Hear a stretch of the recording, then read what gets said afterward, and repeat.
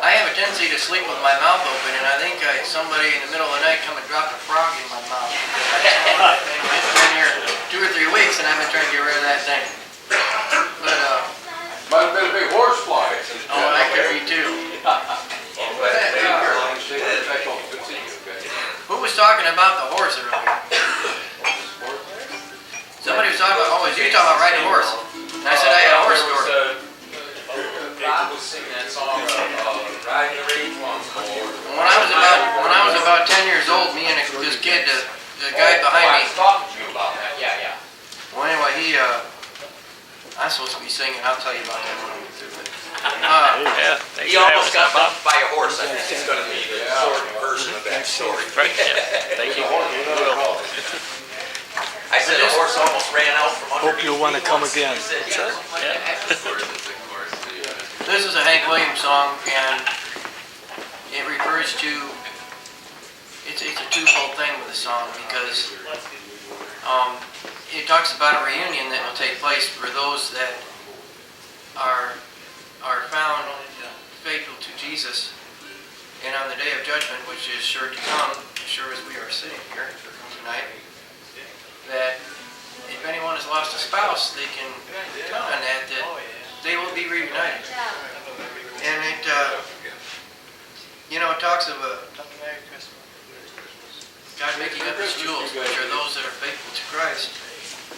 And in the last book of the Old Testament,